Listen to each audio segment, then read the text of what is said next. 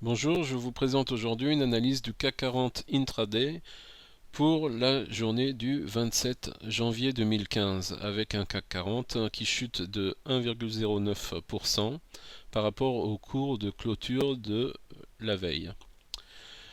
Nous avons commencé en horaire par une divergence baissière qui nous avertissait de la baisse du CAC 40 avec le RSI et le momentum.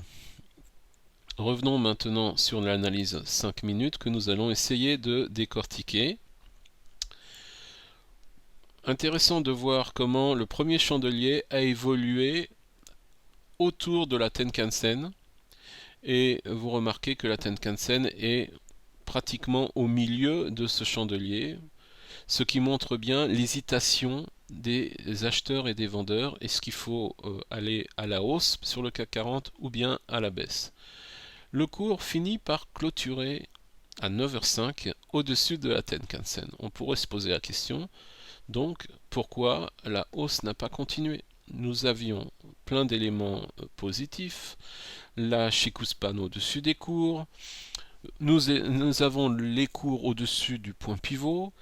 Qu'est-ce qui a fait qu'on reparte à la baisse avec ce grand chandelier rouge? Je vais essayer de zoomer. Voilà, vous voyez, on voit un grand chandelier rouge. Donc, on passe au-dessus de la Tenkan-sen, on clôture à 9h05 au-dessus de la Tenkan-sen. Pourquoi? Alors, à mon avis, c'est parce qu'on ne dépasse pas cette résistance. Vous voyez la mèche, on clôture sous cette résistance, et ça, c'est pas bon. C'est ça qui incite les vendeurs à se positionner. Vous voyez, on aurait eu un chandelier qui dépassait cette résistance. Ça aurait été mieux, mais ce n'est pas le cas. Voilà, donc ça c'est le premier élément. Donc on a eu à 9h05 un chandelier baissier rouge, et donc le premier objectif c'était le point pivot qui a été atteint au bout du deuxième chandelier. D'accord? On a eu un rebond au niveau du point pivot et on est repassé au-dessus de ce support oblique qu'on avait tracé à partir de ces deux points bas. Donc, point positif, on repasse au-dessus du support oblique, on clôture au-dessus, donc effet ressort, on va avoir un rebond. On a un deuxième chandelier d'indécision, d'accord, mais qui clôture finalement au-dessus de ce support oblique et surtout au-dessus de la Kijun. Nous avons toujours la Tenkan-sen qui est au-dessus de la Kijun, donc on se dit, ça va peut-être rebondir maintenant. On a un chandelier vert, on repasse au-dessus de la Tenkan-sen, tout va bien. Et pourtant, on va repartir à la baisse. Qu'est-ce qui se passe? Après ce grand chandelier, on a un tout petit chandelier, un tout petit doji, on a une hésitation, il y a quelque chose qui ne fonctionne pas, qui ne marche pas. Alors, qu'est-ce que c'est? Eh bien, regardez bien, vous avez ici la réponse.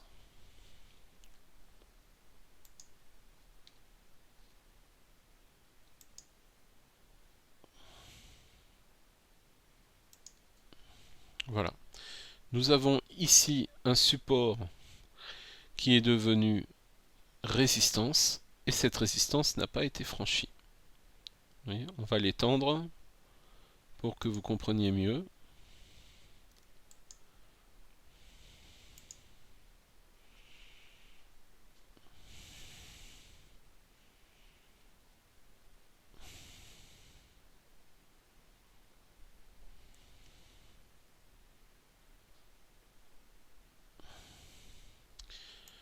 Donc on va étendre à droite.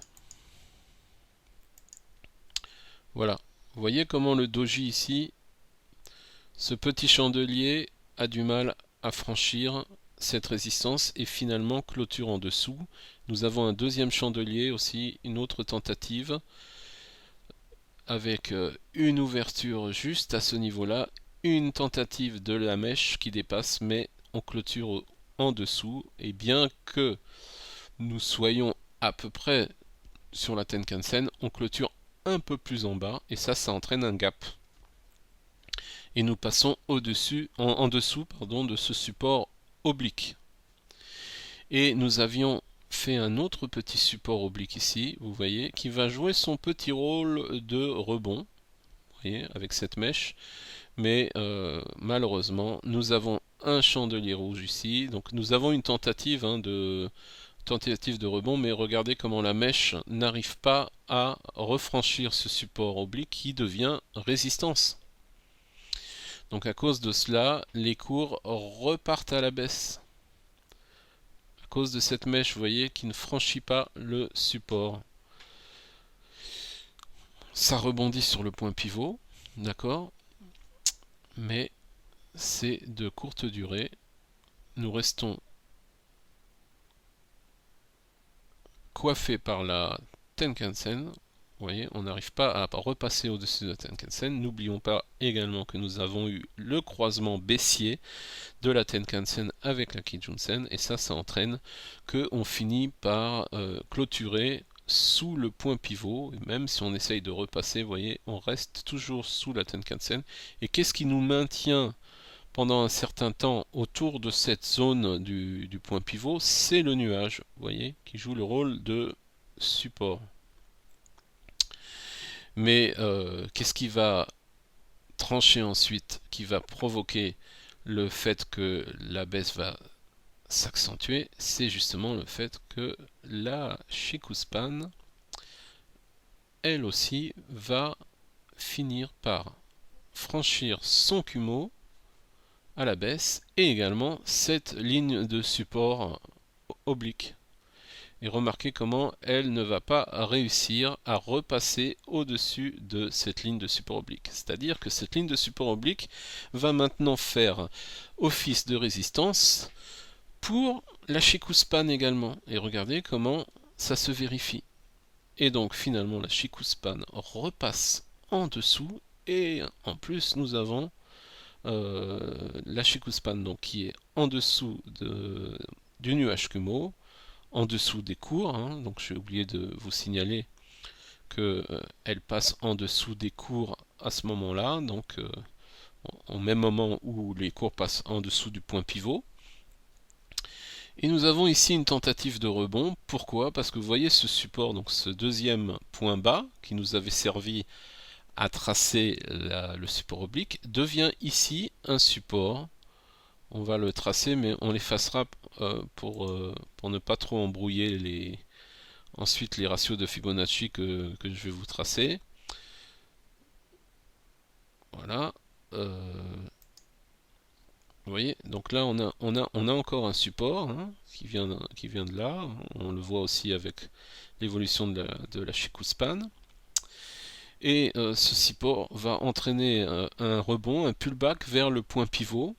Mais vous voyez que là aussi on va buter, le point pivot devient une résistance, et regardez la mèche, elle bute sur le nuage, sur le Kumo.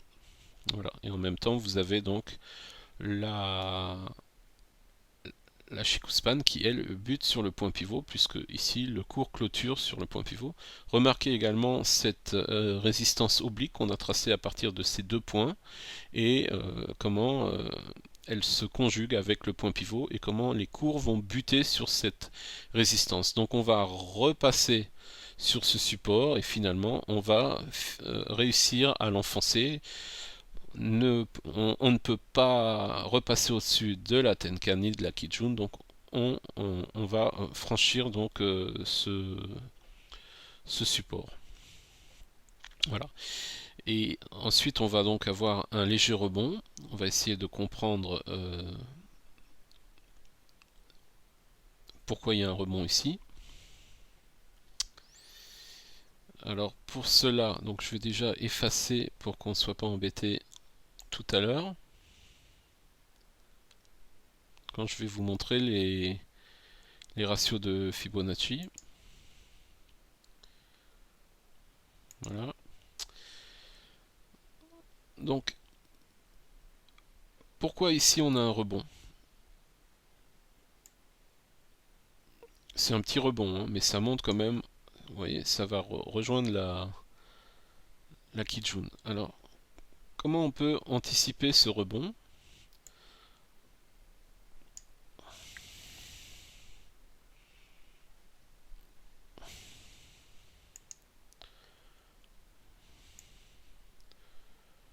Voilà, donc c'est ce rebond là qui m'intéresse, hein, vous l'avez compris. Alors il faut trouver, voilà, nous avons ici une zone de support ici. Vous voyez,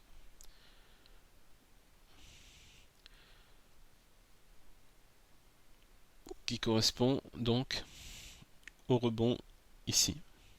D'accord?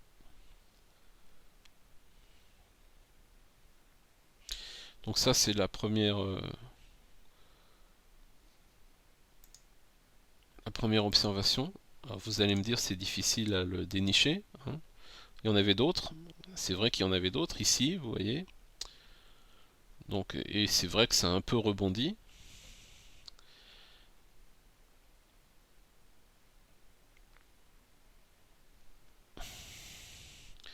Alors j'ai pensé à regarder autre chose pour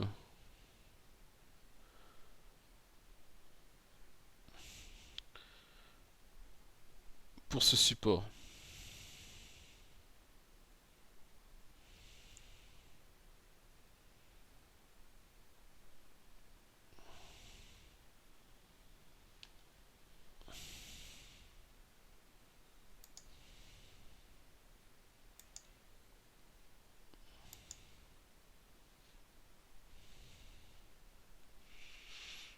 Voilà. Si vous prenez ici le plus bas et le plus haut, et vous prenez retracement externe de 161,8, vous voyez que le rebond se situe à ce niveau-là. Donc à mon avis, un rebond a eu lieu parce que justement on atteignait les retracements externes de 161,8. Alors ce que je voudrais vous montrer maintenant, c'est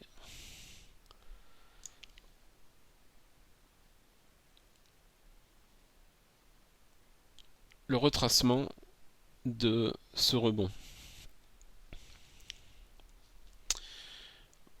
On va déjà voir le retracement de ce premier rebond. D'accord? Je fais un zoom parce que on voit moins bien. Voilà. Mais avant de vous expliquer ça, je voulais vous montrer qu'on pouvait voir le CAC 40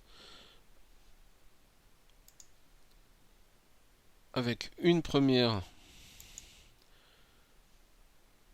vague baissière, ensuite un rebond, une deuxième vague baissière, ensuite un rebond,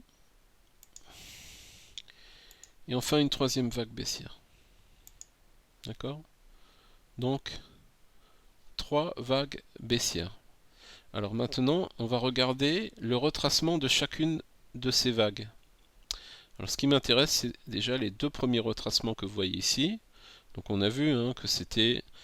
là c'est la Kijun qui coiffe, là c'est le nuage et le point pivot qui coiffe. Mais regardez comme c'est intéressant, au niveau des retracements, vous avez ici 38,2% de retracement. Et vous avez également 38,2% de retracement ici. Vous voyez 38,2%. Donc vous allez voir à la fin que c'est très intéressant. Donc là nous avons la dernière vague baissière. On va faire le retracement aussi. Et là on obtient 88,6% de retracement. Et donc vous remarquerez que j'ai rajouté ces 88,6% pour la raison simple que dans les harmoniques patterns, ce ratio apparaît, il est très important et il fonctionne, hein, vous voyez. Donc ça peut être un objectif. Et j'ai rajouté le 78,6, on a le 76,4 aussi. Mais je préfère le 78,6. Hein. Bon, aussi parce que c'est ce qui est utilisé dans les harmoniques patterns plus que le 76,4. Donc voilà, et ce que je voulais vous montrer maintenant, c'est ce retracement par rapport à toute la baisse jusqu'à S2. Et à votre avis, ça retrace de combien? Je vous laisse deviner le temps que je trace. 38,2%. Donc intéressant de voir qu'au cours de la journée, on retrace de 38,2% et en clôture également, on retrace toute la baisse de 38,2%. Voilà, je vais m'arrêter là pour aujourd'hui pour cette vidéo. J'espère qu'elle vous aura intéressé. Merci.